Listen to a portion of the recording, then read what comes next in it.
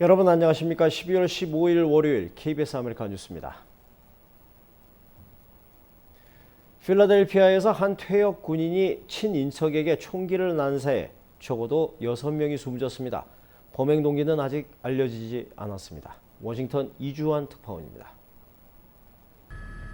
연쇄 총기 난사 사건이 발생한 곳은 미국 동부 필라델피아 인근의 한 작은 마을입니다. 우리 시각으로 어제 저녁 6시쯤 한 아파트에서 총성과 함께 여성이 숨진 채 발견되면서 참변은 시작됐습니다. 30분 뒤에는 근처의 한 주택에서 2명이 피격당했고 그로부터 3시간여 뒤에는 근처의 또 다른 가정집에서 총격 사건이 발생했습니다. 현재까지 적어도 6명이 숨지고 3명이 중상을 입었습니다.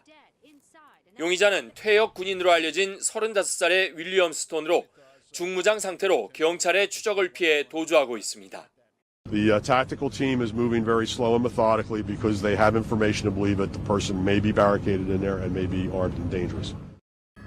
희생자는 용의자의 전 부인 등 친인척으로 알려졌습니다. 경찰은 사건 직후 특수기동대와 장갑차를 동원해 현장을 통제한 채 용의자를 뒤쫓고 있지만 체포 소식은 전해지지 않고 있습니다. 한편 2년 전 28명의 목숨을 앗아간 미 샌디욱 초등학교 참사의 유가족들은 범인에게 군사용 소총을 팔지 말았어야 한다며 총기 제조사와 판매점 등의 소송을 제기했습니다. 워싱턴에서 KBS 뉴스 이주환입니다. 호주 시드니 도심 한복판에서 벌어진 인질극이 상황 발생 17시간 만에 종료됐습니다. 경찰의 진압작전 중에 인질범을 포함해 3명이 숨지고 4명이 다쳤습니다. 한인 인질은 무사히 탈출했습니다. 황경주 기자의 보도입니다. 커다란 폭발음과 함께 인질들이 건물에서 빠져나옵니다. 중무장한 경찰들이 수류탄을 던지고 총격을 가하며 건물로 진입합니다. 호주 시드니 도심 마틴 플레이스의 한 초콜릿 카페에서 벌어진 인질극이 발생 17시간 만에 종료됐습니다. 경찰의 진압 과정에서 인질범과 인질로 붙잡힌 30대 남녀 등 3명이 숨지고 4명이 다쳤습니다. We also have a lone gunman who has been shot and killed, and we have a male police officer who has been injured as a result of a gunshot wound to the face. 인질범은 이란 태생의 난민 신분인 50살 만하룬 모니스로 확인됐습니다. 모니스는 시드니 남서부에 거주하는 소수파 이슬람주의자로 전처 살해 공모 등의 혐의도 받고 있었던 것으로 전해졌습니다. 이번 인질극의 범행 동기는 아직 확인되지 않았지만 현지 경찰은 이슬람 극단주의를 표방하는 단독 범행으로 보고 있습니다. 경찰은 그러나 모니스가 협상 과정에서 이슬람 무장단체 IS의 깃발을 요구했던 점을 고려해 IS와의 연관성 등도 조사할 예정입니다. 카페 종업원으로 일하다 인질로 잡혔던 한인 교포 배모 양은 인질극이 시작된 뒤 6시간 만에 다른 4명과 함께 먼저 탈출에 성공했습니다. KBS 뉴스 황경주입니다. 오늘 필라델피아와 최근 호주 시드니 등 일련의 총기 사건과 관련해서 LA를 비롯한 미국 내 각 지역 치안 당국도 혹시 모를 사태에 바짝 긴장하고 있습니다. 연말을 맞아 총기 관련 사건, 사고에 대한 주민들의 경각심도 다시 한번 일깨웠습니다. 윤범수 기자가 보도합니다. 필라델피아 인근 지역에서 발생한 3건의 연쇄 총격 사건. 현재까지 6명이 숨졌고 용의자는 중무장한 채 도주 중입니다. 앞서 호주 시드니에서는 도심 한복판에서 총기 인질극까지 벌어졌습니다. 3명이 숨진 가운데 사건의 용의자는 이란계 IS 추종자로 알려졌습니다. 연이어 발생하는 총기 관련 사건들로 인해 비슷한 테러 또는 총기 모방 범죄 우려가 커지고 있는 상황. 미국 내 각 지역 치안 당국에는 비상이 걸렸습니다. Just how easy an act of terrorism could be. One man, one gun in a coffee shop, and the whole world is riveted for 16 hours, and there's a horrible result. 특히 LA의 경우 미국 내 대도시 중 경찰 1명당 치안 수요 범위가 가장 크고 또 지리적으로 테러 위험률도 높은 도시인 만큼 찰리 백 국장은 혹시 모를 위험에 대한 경계를 더욱 강화하겠다고 밝혔습니다. The city of Los Angeles is one of the top terrorism targets in the United States because of its not only because it is the second largest city in the nation, but because of its nature as the heart of the entertainment culture of America, which is. 경찰은 이 자리에서 해마다 연말이면 기승을 부리는 총기 관련 범죄에 대한 주민들의 경각심을 일깨우고 아울러 홍보 교육 차원에서 실시하고 있는 총기 반납 프로그램의 성과도 발표했습니다.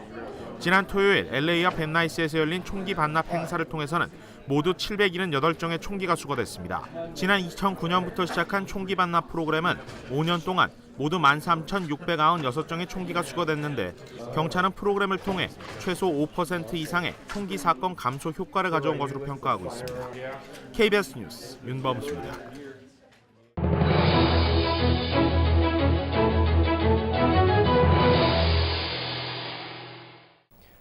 뉴욕에선 최근 한인 예술가들을 돕기 위한 지원 프로젝트가 활성화되고 있습니다.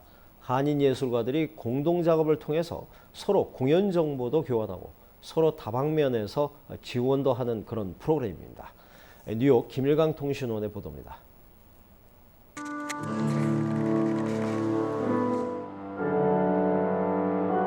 뉴욕 한인 예술가들의 대한예술문화 프로젝트가 열리는 현장. 셀프워라는 주제로 무대가 만들어졌습니다.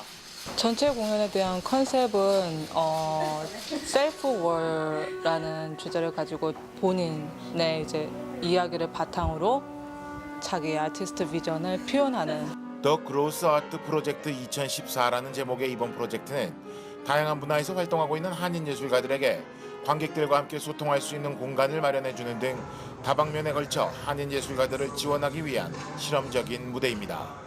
그래서 앞으로 이런 문화예술 대안 공간, 이런 프로젝트들을 통해서 그들에게 좀 더 많은 기회를 주고 여기 현지 사시는 뉴욕 시민들에게도 좀 더 가까이 다가갈 수 있는 한인 기획자와 안무가, 스태프들이 만들어낸 이번 프로젝트는 한인 공연팀 외에도 일본계와 미국의 예술인들도 함께했습니다.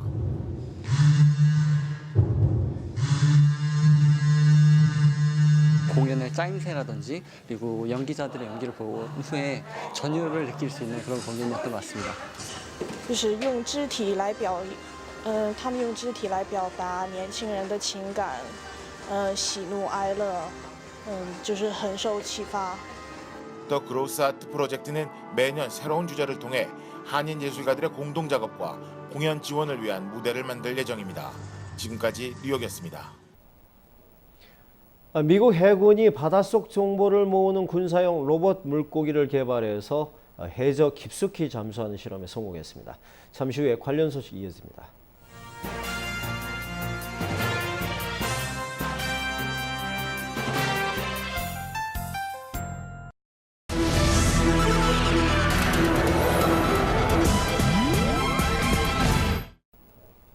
미국 해군이 바닷속 정보를 모으는 군사용 로봇 물고기를 개발해서 해저 깊숙이 잠수하는 실험에 성공했습니다. 송구만 기자의 보도입니다. 등 지느러미를 세우고 꼬리를 휘젓는 물체가 부드럽게 물살을 가릅니다. 진짜 물고기처럼 보이지만 참치를 똑같이 흉내낸 로봇 물고기 고스트 스위머입니다. 길이 1.5m에 무게는 45kg. 미국 해군이 군사용으로 개발 중인 로봇으로 최근 버지니아주 앞바다에서 91m까지 잠수에 성공했습니다. Autonomous fish. They program this using LabVIEW. The LabVIEW code actually enables the fish to learn how to swim as it goes, so it's using a genetic algorithm. 바닷속을 헤엄치면서 수온이나 해류 정보를 수집합니다. 수중 음파 탐지 기능이 있어 해저 광산이 있는지, 돌출된 장애물이 있는지도 확인할 수 있습니다. 물고기처럼 생겨 눈에 잘 띄지 않고 소음이 작아 적진을 감시하는 스파이용 또는 자폭 공격에도 활용할 수 있습니다. 사람이 직접 닿을 수 없는 곳에서 선박의 손상 부위도 확인할 수 있습니다. But if it pans out, it might be important technology that could be part of the next wave in underwater surveillance. 무인 로봇처럼 자율적으로 움직일 수 있지만 실시간 정보 확인을 위해서는 수동으로 조종해야 하는 것이 한계. 개발자들은 이르면 내년 군사적 목적으로 실용화될 것으로 내다보고 있습니다. KBS 뉴스 송금환입니다. 자원 고갈과 환경 오염으로 신재생 에너지에 대한 중요성이 커지고 있는데요. 이번엔 물 위에서 가동되는 세계 최대 규모의 태양광 발전소가 바로 한국에서 탄생했습니다. 에너지뿐만 아니라 농촌 지역의 새 부가가치 사업으로 주목받고 있습니다. 임재성 기자입니다. 저수지 한가운데 거대한 인공섬이 등장했습니다. 물 위에 떠 있는 것은 6,660장의 태양전지 모듈로 축구장 2.5개 크기에 들어선 세계 최대 규모의 2메가와트급 수상 태양광 발전소입니다. 이 기술이 지금 가장 앞서가는 기술이고 그래서 아마 이 수상 태양광 분야의 선도적인 역할을 할 수 있을 것 같고요. 순수 국내 기술로 건설한 이 태양광 발전소는 반사되는 열을 최소화하는 수면 냉각 효과를 통해 기존 육상 발전소보다 10% 이상 발전 효율을 높였습니다. 연간 발전량도 900가구가 사용할 수 있는 2,700메가와트로 1,200톤의 이산화탄소 감축 효과가 기대됩니다. 지금까지 이용하지 않았던 표면에다가 그냥 단순하게 띄우는 형식을 이용하기 때문에 전혀 환경적인 측면에서도 가장 최고의 어떤 선택 공법이라고. 여기에 대여섯 개 저수지에 18메가와트급 수상발전소도 추가로 건설될 예정입니다. 발전소를 중심으로 주야간 수변공원과 에너지교육 체험장이 조성돼 농촌 지역에 새로운 부가가치 사업을 창출할 수 있다는 판단 때문입니다. 한국농어촌공사는 오는 2016년까지 전국의 83개의 태양광 발전단지 등 농업 기반 시설을 이용한 신재생에너지 개발에 뛰어들 예정입니다. KBS 뉴스 임재성입니다. 미국의 스링 미사일 방어국장은 북한의 대륙간 탄도미사일 등에 대비해 내년에 요격 실험을 실시하겠다고 밝혔습니다. 오헬런 미 브루킹스 연구원은 북한의 핵미사일에 대비해서 선제적 공격 능력을 확보해야 한다고 밝혔습니다. 워싱턴 이강덕 특파원의 보도입니다. 미국의 미사일 방어국 국장인 시딩 제독은 북한과 이란의 장거리 미사일이 장래에 실제적 위협이 될 가능성을 우려했습니다. 시딩 국장은 북한 등의 대륙간 탄도미사일 등에 대비해 내년에 요격 실험을 실시할 계획이라고 밝혔습니다. 시딩 국장은 현 단계에서도 적국의 미사일을 요격하는 데 문제가 없다고 보지만 계속 능력을 향상시켜 나가야 한다는 점을 강조했습니다. Yes, we have the ability. To hit to kill? Yes, we do. Launched by North Korea. Yes, we do. 미국 본토를 방어하기 위해 44기의 지상 요격 미사일을 배치하겠다고 밝힌 시딩 국장은 주한미군 방어 등을 위한 고고도 미사일 사드 시스템의 한반도 배치에 대해서는 자신이 언급할 위치에 있지 않다며 답변을 거부했습니다. 미국 브루킹스의 오웬논 연구원은 북한의 핵미사일에 대비해 방어적 능력은 물론 선제적 공격 능력을 갖추는 것이 중요하다고 말했습니다. 미사일이 본격 비행 단계에 오르기 전에 대응하는 것이 훨씬 효과적이라는 점을 강조했습니다. 미 국방당국과 전문가들은 화성 13호 등 북한의 이동식 ICBM에 핵탄두가 장착되는 상황을 크게 우려하고 있습니다. 워싱턴에서 KBS 뉴스 이강덕입니다. 뉴욕 증시가 국채 유가 급락에 따른 파장으로 하락했습니다. 원달러 환율은 1,096원 20전입니다.